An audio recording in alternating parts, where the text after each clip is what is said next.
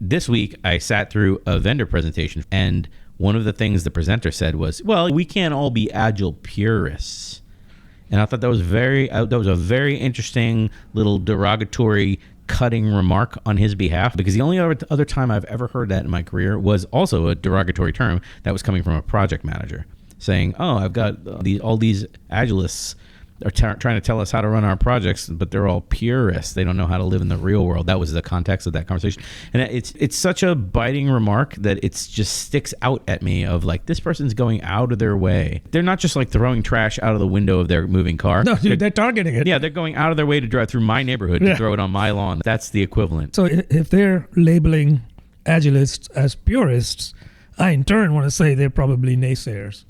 Probably. Yeah. Naysayers, right? These people either don't understand Agile, don't like it, never used it, etc. So they're basically saying, well, you're just a purist. In the real world, it kind of works like this. Yeah. And I know we're going to delve deeper into some of these topics in this podcast. But oftentimes people have not really worked in an Agile way. They don't understand it. In layman's terms, they don't get it. Yeah. The great thing about that little dismissive cut is it basically doesn't try to learn anything. That was the takeaway I got from this very large company that sells vendor tools to Agile audiences or companies. So it was actually very surprising. I was going to say, why would their representative make a comment like that? Well, now that we've pointed it out, you might hear this comment or some kind of derivative of Agile Purist. Now that we're pointing it out and making you aware, you won't be able to unhear it. Are you an Agile Purist? You may not know you are, but stay tuned. Through the duration of this podcast, you're going to find out. What I think I want to do is, who might you hear this from? And then what can you do when you hear it? You know, what kind of strategies or tactics can you employ when you hear it? Because this is the equivalent of me walking in as a product manager and saying like, well, did you miss this day in MBA class when they were teaching strategy? Where are all the real strategists at? I mean, it's such a dismissive, like it won't win you any points. It's such a poorly contrived cutting remark that I can't believe anyone would actually use it, let alone in like a global presentation. Anyway, I don't know which one of these categories you want to start with. Let's start at the top. Let's start with the senior execs. Start at the top. Yeah. So one audience you might hear this from would be senior executives and or management. I'm lumping management in with senior executives, but let's go to the top before we get lost in the quagmire of middle management. Typically, though, when you hear this from senior leadership, these are not middle managers, but people above them. Yeah. It's probably because, or likely because, of one of two things. One is they really don't understand Agile, and they're kind of nervous about it because it's all over the press. They kind of feel like they can't avoid it. But here you are in their face talking about these things in Agile terms, and frankly, they're nervous. Well, are they nervous or are they already skeptics because it's new? You know what I mean? No. That too. I mean, look, they didn't get there by being Agile just because of the time factors involved here, right? They probably worked their way up the ladder, and Agile wasn't a thing. So this is new to them, and they kind of are. It's like a wasp buzzing around their head. You know, it's there and it's annoying, and they just want to swat it away. So that's possibly why. But at the same time, I want to say these are people that have heard about Agile and the good things it can bring from their CIO peers or conferences or whatever.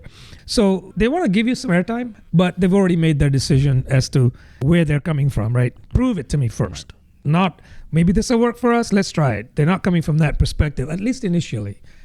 So that's what I feel about senior execs, labeling Agilists as purists. I mean, if the reason is they're just traditionalists and this is what they learned, and this is what has worked for them all these years, right, in whatever market segment they're in, I could come along with that. I could believe that. I mean, the issue with that being the main reason is the market shifts over time, and the speed at which you need to deliver to the market also increases over time. And if you're not doing anything while the market changes around you, you're not a very good executive. Yeah, for sure. I mean, I think these people didn't get taught anything to do with Agile during their tenure. If they were doing MBAs or whatever it is, it was not included. I know it wasn't in my time, and I don't go back that far. Yeah. But far enough. The other side of this, I think of like managers, like middle managers or something like that. The other side of this is the pragmatists in them of, hey, we just gotta, like, something came up, like throw away your sprint, or I don't care about your time box and just do whatever I'm asking you to do is the top priority. because that's the pragmatic thing to do, is respond to change. And like your artificial time box, they view it as an artificial time box. They don't really care about your rules and stuff like that. That's the opposite. The other side, that a manager would look at this like. I agree. I think the managers have become managers managing in that way, right? So do as I say. Okay, stop now. Do as I say now, right? Because that's the new priority. And then in a way, they could subvert your agile, so to speak, and say, we're responding to change in this way, right? I am telling you what the change is. Yeah, I hadn't thought of that in our discussion, but yeah, if they actually do have a little bit of knowledge on the subject, they actually could do a lot of damage by using the same terms, speaking the same language, but actually undermining the whole time, because maybe they never believed in it. Maybe they were skeptical from the beginning, and they never believed in it. I mean, you get some of those smells, right? So you know when that's happening, when the same managers, or even execs for that matter, are also insisting upon delivery by a certain date that they invented out of thin air. They're demanding Gantt charts. I mean, all of those smells. So if you get some of those, you kind of know, right, where they're coming from. And then when you come in and spout the benefits of working in an agile way and using the inspect and adapt, etc., yeah, they're going to label you as a purist because they say, well, this is all theory, right? I have never done this way and I've been successful, right? So you kind of have to deal with that because they're not wrong, right? They haven't dealt with it that way. They're right in that part. And they've been successful because they are where they are. I mean, like I was with you right until the very last sentence of they're successful because they are in the position that they are. That's not necessarily true. Like sometimes a business can be successful because they happen to find themselves in a market segment that's blowing up, or they're in a particular, like they were first to market in that segment or whatever. Like just showing up in the right place at the right time could make you successful, and it might not have anything to do with good or bad management. Possibly. However, good management will take you much further. But than just happenstance or luck. Yeah, they could be lucky. It's unlikely that a senior exec just got there by being lucky, like throughout their career probably. So they have a certain way of operating, and that's what worked for them. It has worked for them thus far. You're bringing a new paradigm, right? And just because it's new and they haven't experienced it before, they're entitled to be a skeptic, I'd say. Let's move over to suspect number one in the skeptic lineup: project managers. The first time I ever heard and or was referred to as an Agile Purist was from a project manager who was frustrated with, quote, all these Agile people and leadership asking for all these Agile things in all these Agile ways. And they just wanted the world to slow down and go back to the way it was with the nice Gantt charts and the not doing anything, not showing anything to a customer for 6 months. And well, there's a lot of comfort in that, right? As somebody who has actually fallen foul of that paradigm and have recovered as a project manager, I can tell you, you create a plan and you float that out there and you say, this is it, thou shalt work in this way. And there's comfort in that because all you're doing after that is simply asking people, right, where are we at with this? When are we going to be done? So I can kind of see that project managers getting nervy about agile ways of working and letting teams discover things as they go along. They're nervous because they can't really reliably back that date that they came up with, or those milestones. So definitely can understand why project managers feel this way, especially those project managers that have no introduction to agile, right? They're just being told, here, this is the way we're working now. Yeah. And that's probably something that can be avoided, in fact, by giving them an introduction, bringing them into the world of agile, as opposed to just going and saying, put all that aside, we're going to work in this way suddenly. I could totally see the being resistant to change from the perspective of, it's not just project managers, actually product managers. I don't know if we'll get into that topic. I've seen a lot of product managers on LinkedIn saying like, why do I need agile? What does agile have to do for me? Or I saw a video that I sent that was introduction to agile for product managers. Like what does, which is funny because all these people that are complaining like that, like they have the benefit of being with these Silicon Valley companies that you don't need agile because their companies are organized in the most agile way any company's ever been. You know what I mean? All their teams are decentralized, broken down in a tiny. And the funny thing is, like, they can't even understand that they're from such a place of privilege of not having to fight the fights that all these people are fighting. I don't understand. There's no problems. Like, I don't get it. Yeah, they don't believe the mirror. I mean, you're right. They're already there. Their org structures are aligned properly. Their comm structures are aligned properly, right? And so they haven't seen how bad it can be, Possibly. How bad it normally is. I would say. How bad it really is on the other side. Yeah. Exactly. So they just say, well, why do we need Agile? They don't realize that they already have it. Right. Yeah. Right. Yeah. That's what I mean when I say they don't believe the mirror. Outside the walls of the garden. Yeah, that's right. They've never been out there. They don't know how it is. How do you deal with that though? Like those people that say that, how do you even have a conversation to say, really, it is pretty bad on the other side? That's a good question. Like what, like when someone's like, what, I don't understand what Agile benefits me as a product manager. I mean, as soon as I got done being taken back by that question and I regained my footing, I think the question I would ask them right off the bat would be, what do you think Agile is? Like what do you think? What I mean, it's the same questions that to apply to the project manager as well. It's like, well, Agile doesn't work for me, right? Agile doesn't work here, that kind of thing. Like, you're a purist, you want to do pure Agile, whatever pure Agile even means, right? Like, what, you got a problem with the principles or the values? Like, really? Like, tell me which principle, which value. But if I'm going to actually seriously engage somebody and not just be looking like I'm trying to dunk on them, I would ask them like, well, what specific principles or practices that you think are Agile practices, or do you have an issue? Well, I think sometimes though, people that are spouting these things, I guess, they don't really know the Agile principles even. Right. So maybe what's in order for really all of the above, senior execs, middle management, project managers, and maybe some other roles that we're going to get into in a minute, just explain to them what is Agile, right? Mm-hmm. Why? What and the why behind the ways of working in an Agile way. Once you explain that to them, specifically the product folks, they should understand that they're already doing it that way. Right. The last persona we talked about, people in companies that are already aligned in an Agile way, right? They should understand that if you weren't doing that, what would be the alternative? Mm-hmm. So I think some knowledge sharing is in order here for us to kind of work with these folks, right? It's no good just saying, well, you're calling me a purist, but you don't really know. Well, that's true. They don't know. But what do we do going forward? So I think that's probably a good thing to have some induction into Agile for these guys. Now that I'm thinking clearly about this, the first question that probably you might want to think about engaging with is just a general opening the door and letting them say whatever they want to say. Can you elaborate what you mean by purist? When you say purist, what do you mean by that? Right. In the context of Agile software development, I would boil it all the way back to what the manifesto says, like the manifesto for Agile software development. In the context of Agile software development, what is a purist? What does that mean to you? Just an open-ended question. Let them start throwing out all their painful stories and memories. I think that's great because what you'll find, I suspect, is they're grounded in some things that aren't accurate. Sure. They may say, well, we must always work in 2-week increments, and that's not right. Mm-hmm. They may say that, whereas everybody knows that's not necessarily what the Scrum Guide is saying. They might start telling me about their PI planning. That's right. They might do that too. They might say that, right? So, yeah, I think that's a great way to open is just engage in a dialogue and say, what do you think a purist really is? Mm-hmm. Why would you say that? Mm-hmm. Which of these principles make you think it's purism that we're going with?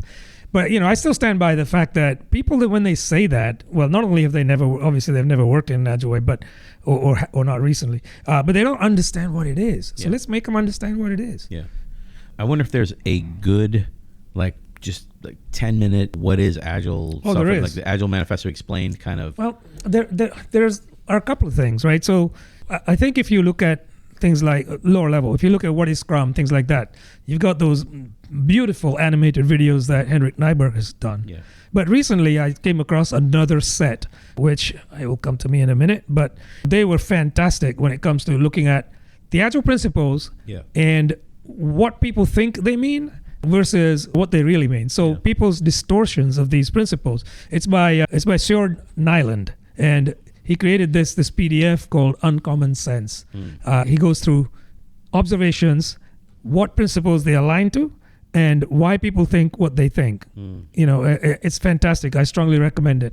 I went through it with one of my teams this morning, and we didn't finish in the time box we had, so we're going to revisit it. But it's awesome the way he does that. He says, when a manager believes X, Y, Z, what really happens is, these things. Right. And has these unintended consequences. So I think that's important too, because what we're not doing is playing the blame game here. We're not saying, well, you're saying this because you want the.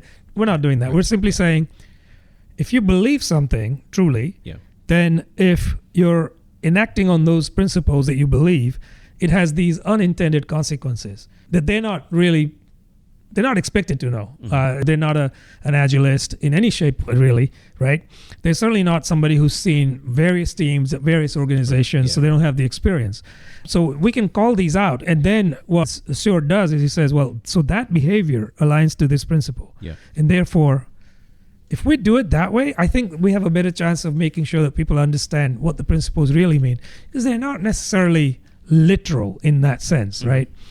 So yeah, I like that. I like the way that's done. Some unintended consequences might be things like missing market windows or long time to market because we're not going in these time boxes, or things like ending up with in feature fog or over-engineered product, things like that, which people who have not worked in an agile way, product folks, they don't know that, right? They don't know even when they're going through that. So, I think that's really where we want to kind of end up. Yeah. Let's cut over to the other category that I have observed someone actually using this term, which is external consultants / software vendors. The person I heard worked for a very large company, a very large corporation that sells a very well-known tool to agilists, actually, organizations. That individual was one that was, said, we're creating this, but, we can't all be agile purists. I can't remember. I wish I could remember. I don't even know if I could find the presentation online to show it, but I think what the individual at that very large company that sells a very well-known tool was trying to say is, we serve a large market. People are at different stages of their agile transformation. So our tools have to take into account people that may not be doing agile in the exact way that we know that is the best way for them to do it. You know what I mean? Maybe they're not doing Scrum by the book. Maybe they're doing Kanban but don't have any actual Kanban metrics and, whatever, Scrumban, whatever you want. Maybe they're doing Scrum and calling it Scrum, but it's actually waterfall in it. Anyway, the point was our tool has to be flexible enough where we can sell it to all those people. That's what he was saying, but it didn't come out like that. It came out like, listen, all you purists need to stop complaining. We need to make money, okay? That's the way I clearly heard what he was saying. But the point is, if you're buying a tool, right, that to supposedly help you with your agile journey, right, you should question and inspect the people selling that tool to make sure that because they're trying to make some money off of you, they're not actually holding your business back. Same thing with consultants. Like consultants, I've heard many, many times with consultants, if you're asked to do something as a consultant and you don't know how to do it, you just say yes. And then you come back to home office and we will teach you what you need to know. Like, you never say no. I don't think that's a good strategy. I think never saying no just leads to burnout. It's disaster. I think it's eventually going to lead to a train wreck in which you are a passenger on that train. That's right. No, I don't think that's a great strategy. Again, hey, do your consultants that I want to hire for this project, do they know agile methodologies? Yes, sir, they certainly do. And they have no idea. That's what I'm saying here is, like, if they're resistant to, hey, we should have daily stand-ups. What do you mean? Well, I need hands on keyboards. My people got to be coding. That's right. Oh, we want efficient coders. It's time for meetings. I can certainly relate to the former side, which is having worked for a large global vendor selling tools, which is essentially in a one-size-fits-all kind of environment. Yeah. I think when you described this little episode with this lady, who basically said, you're a purist, right? ... Yeah. Chances are very good that they themselves are not an agilist, really. They feel nervous in front of agilists, so they're guarded. And they're saying, well, look, my tool is so flexible, it doesn't necessarily conform to what you're looking for it to do, but we sell to all these other people, these big Fortune 100 companies or 50, right? And so if it's good enough for them, it's got to be good enough for you. Yeah. I know I did that as a demonstrator of a product. Is that the nobody ever got fired for hiring IBM? Exactly. Yeah, okay. That's exactly right. Yes. I think the trick is when somebody gets good at this, they're going to listen first and speak last. Right. And they say, let me know what you're looking for. And let me tell you, or show you, hopefully, how the tool can be tailored to do what you want it to do. Mm-hmm. Forget about being a purist, right? Yeah. You're just simply implementing whatever you're doing in a way that might be quasi-agile. Doesn't really matter as far as the vendor is concerned. Mm-hmm. So that's on the vendor side. But on the consulting side, I completely agree. There's some very, very dubious folks out there with the clock in their hand saying, okay, we can come out and do magic for you, right? Or some of them don't even take the clock with them. They borrow the customer's clock to tell them the time and charge them for it, right? This is terrible. The state of the industry is in that phase right now. I feel that it's got to get shaken out because we're doing so much disservice, we as in agile consultants in general, right, of dubious expertise. So yeah, I agree with that. I've seen that several times when people come in and say, well, I know what you need. You need this. Yeah. Like, have you ever actually implemented an agile transformation before, or even been part of one? I didn't have any time. There was a lot of people on the call because it was a global event. If I had more time, I would have, or if I would have been in the room, I would have dug in to ask him what alternate approaches, what modifications to Agile do you propose in order to bridge the gap that you see, and for the reason of calling us purists or throwing out this derogatory. I'm me, so I would have cut him in. I would have stabbed him in the back. I would have given him a little cut just to let him know. Line your knife with salt first. No, really. I mean, I like that question. I might have led with the question of, well, it's interesting you say purist. What do you mean by purist, right? Well, you said that already before. Like, what is their opinion of what a purist is? Is it just somebody who wants to implement Agile in some way? Or is it somebody who is going to dogmatically follow the Scrum Guide? Or what is it really, right? And if their tool doesn't do one of two of those things, then you kind of question the tool. Yeah. The decision to implement that tool. Just go back to stickies and Sharpies. Yeah. I think we probably beat this up enough. I think so. Another category is siloed team members. Like if your organization has silos around teams, or if you use component teams, or if the specialists, for example, sit on one team, like all the architects sit on one team, or all the QA people or the testers sit on one team, that kind of setup, I could see resistance to Agile from that perspective, because those people are used to working in a very structured way of working, and now you're coming in and you're changing it. And also, depending on where these people have worked in the past, or what other implementations of Agile, what people rolling out Scrum or Safe or whatever badly practices that they have gone through in the past, have affected and colored their understanding and their opinion going forward in the future. I want to talk about like the team members that may be specialists, like UI UX people, or UI UX people really shouldn't have any problem like dealing directly with the customer, but architects, BAs, DBAs, specialists like that, and with a slash in the middle of this category to also say QA people and testers. Yeah, and I'd even add DevOps, right? They could be a team by themselves, and now you're in a queue waiting for your stuff to be deployed in production. Right. Yeah. So I agree with that. I think sometimes what happens is the organization is measuring these individual groups differentially, right? So they're saying, well, for developers, what's their criteria, right? As soon as something is done and available to be deployed, they're done. But it's not deployed yet. Yeah. So in come the DevOps team, who is going to deploy it at some point, but they're busy working on other things. Yeah. This goes back to the whole way of structuring teams and so forth, right? Team members can be frustrated as a result of that, because certainly those team members that understand ultimately what really matters is delivering working software of good quality, right, in a timely manner to the customer, rather than we're done when we're done, come up with an artificial DoD, right? And these people are your friends, actually, because listen to them. Listen to those pain points that they're relaying to you, right? I think there's gold there sometimes, right? Listen to them and act on those. That can be quite valuable. The question there is, what do you propose? How should we modify our implementation of Agile, whatever it is, to suit the concerns that you're bringing? I don't know if people are going to have a problem with me saying implementation Agile, meaning whether you're doing it Scrum or whether you're doing whatever. But if you're following, it doesn't matter what your implementation is, whether if you're following the principles and you're committed to the values, you should be okay.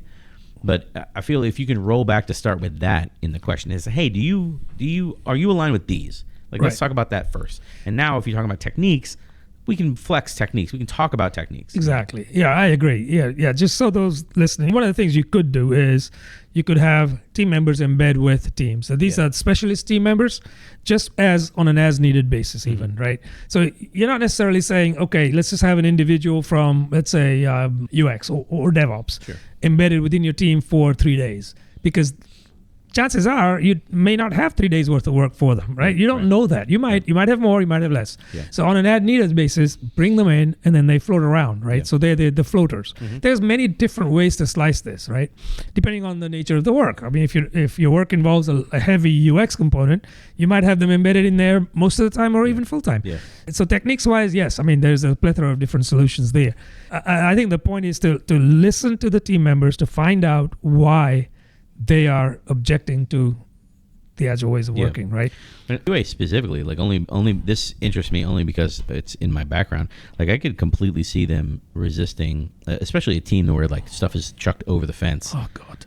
To a QA team to go through the QA phase. Go, hey, we're gonna freeze all code changes and we're gonna go into a month-long cycle of testing or something, whatever, right? I could see the QA people initially being hesitant of moving to iterative development. Like I was on a QA team one time earlier in my career where the developers would work basically right up until the last day of the sprint and never give the testers anything to test. It wasn't like you were peering on things because that company had implemented Agile. They basically said, the management came down and said, you're using Scrum now and these are going to be your teams and this is how it's going to go and this is how long your sprints are going to be and this is what work you're going to take in during your sprint planning.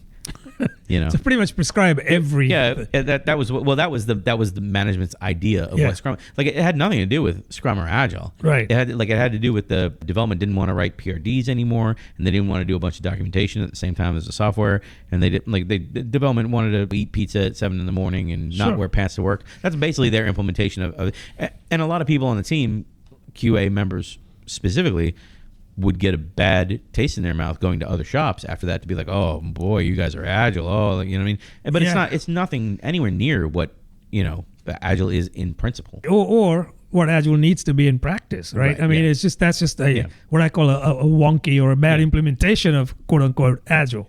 Yeah, I agree. That's so common too, by the way, right? Developers saying we're done when they're done developing, and then chucking it over the wall at QA, and then reporting these metrics. So we're done. We're not really done. Well, the other thing which team members will find useless advice is, well, you've got to move to a continuous testing, or you've got to add more automated testing, and you've got to quote shift left with your testing efforts, and the QA team members are very frustrated at that because it doesn't help. Like, yes, everyone agrees, like, oh, they'll bring in somebody or, again, one of these vendors or their consultants or some new engineering manager, and they'll say, wow, we got to shift left and we got to have continuous testing and we got to double down on automation and blah, and everyone will do this with their heads. Right. They'll bob their heads up and down. It's like, oh, so good. So like they're just watching Simon Sinek. Oh, so inspirational.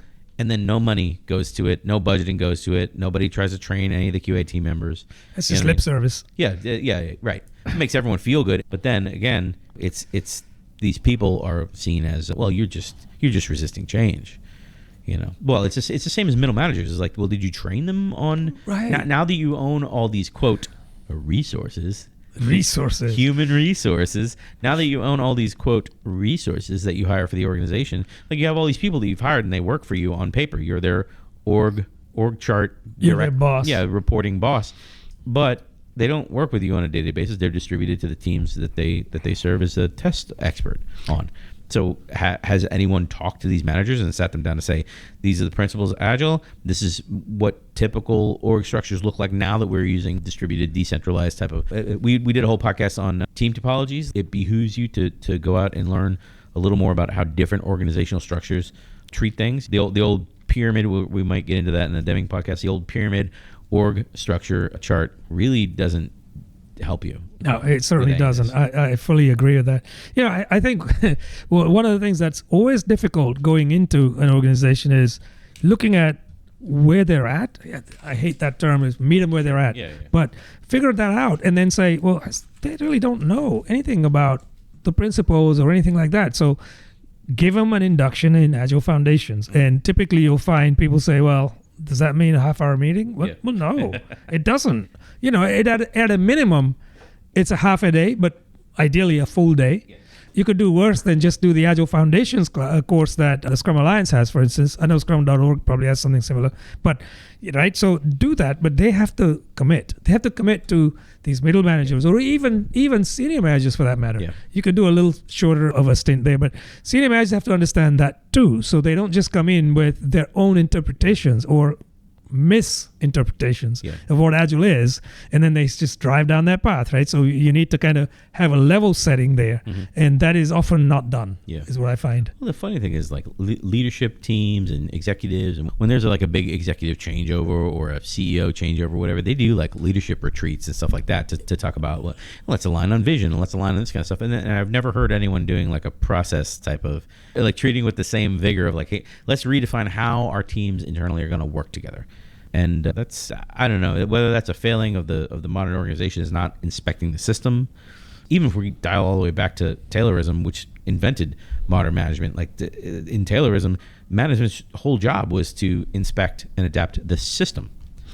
Yeah, absolutely. Nobody else could do it. No, nobody else could do it. That's correct. I think we're falling foul of this modern, how shall I put this paradigm where there's no time to learn. There's only time to do, right? We have to get this done by, right? You don't have time to waste on all that stuff, all that mumbo jumbo. That's the problem. There's no time to just pause for a bit and say, let's all at least get on a level playing field of what we're trying to talk about here. And then when you add in dubious consultants and these vendors that we spoke about earlier, it just does our customers and our clients a disservice on a massive scale. I'm glad we can end this podcast with some hope for the future. There is hope. There is hope. If you're not finding it in this podcast, rewatch it. No, watch it again. Watch it again. But no, definitely stay tuned for another podcast where we're going to go through some of this stuff in more detail in a different way. And also check out Team Topologies and Agile Doesn't Work Here. Those are two that are in a similar lane that we're in right now. Team Topologies is talking about the org structure and better ways of arranging the teams that work with each other. And then Agile Doesn't Work Here. We talk about the same kind of underpinnings of people, traditionalists or pragmatists, or people that are just refusing to change and what to do. But the big takeaway from this is, if you ever, now that you hear it, now that you've heard us talking about it, right? If you get referred to as a purist, if you hear somebody slinging that derogatory term at you, you should definitely, the very first thing should click into your brain of, oh, I heard Brian on a podcast one time say, I should pull the emergency brake on this conversation and say, excuse me, what do you mean? That's right. By purist? Exactly. Don't bring out the gloves yet. Right? Just listen first. Ask these questions, and then you'll be surprised at where the conversation goes. We may even do a separate podcast in due course on the new methods as per Management 3.0. I'd be interested in that. Yeah. So stay tuned, everybody, and subscribe and like. Oh.